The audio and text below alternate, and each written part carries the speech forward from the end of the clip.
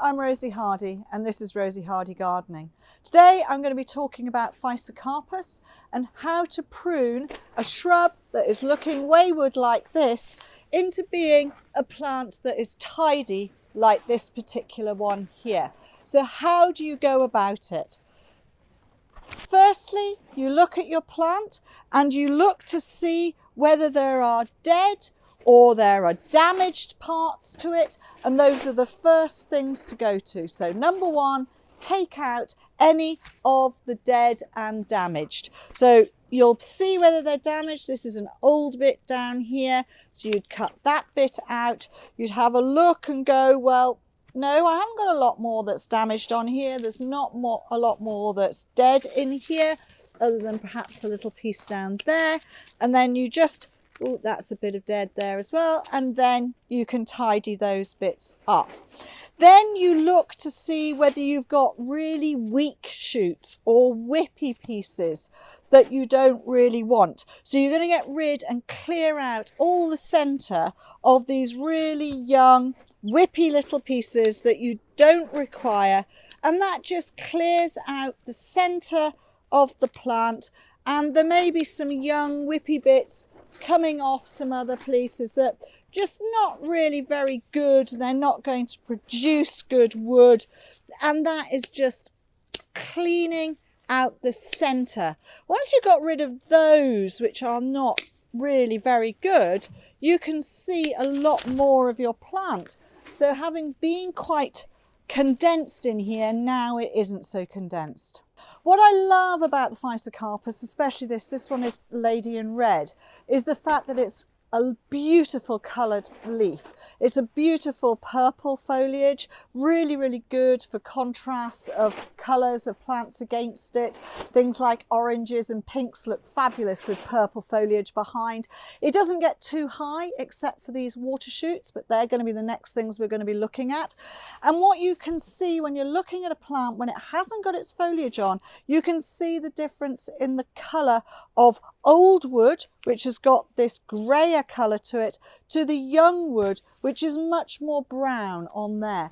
Now, Physocarpus, not just grown for its foliage, has beautiful golf ball sized white to pink flowers, which it produces in profusion on the plants, on the slightly older wood. So it is not on the really young wood, it's on this greyer wood here that you will be getting all of your beautiful flowers, and the fact that this is nicely branched, you'll have lots on there. So you get a really great shaped shrub that is a contrast for the rest of your borders. So let's have a look at these whippy shoots. So these are what are known as water shoots. These are the young ones going up through. You don't want them to be up there and really tall. So how high are you wanting this shrub to be? So you look at these and you will be reducing them by half their height, and then you go to an outward facing bud so that you get new growth coming out to the side. And with this one, I'm probably going to go to here, and you would always do a slanting cut, because a slanting cut will make sure that the water will drain off. If you've got too close together, then perhaps you don't want all of those. So looking at this, we've got these, it's very congested here. So we'll just get and thin out one right down to the ground there. This one we will take to half height to a nice bud, and then we've got these here which we don't like. This one has started to branch, but unfortunately it's not really helping the shape of what we've got here, but it's a good strong shoot. So I might just go back with that, and then I'm going to reduce one of these. That one's a bit more whippy. I'm going to get rid of that down to there, and that one there we'll take off. Now you can see that we're actually getting a much better shape on this plant completely. Once you've done all of those, then it's a matter of thinning out a bit of this wood. You can take and reduce things down by a third. To be honest, this needs to be a little bit better shape. It's got a bit here which is young growth. There's a bit of young growth here. Now again, you remember I said it's a lovely sort of red colour when it's young. When it's older, it's that greyer. So we just take this down either by a third or a half, probably a half, just to get this to a point where it's looking good. There's another one here. And then you're looking for branches which are crossing over each other, not giving each other light. So that's very much what's happening here. And you really want to be keeping the younger growth. So you would take out some of the older growth right the way down.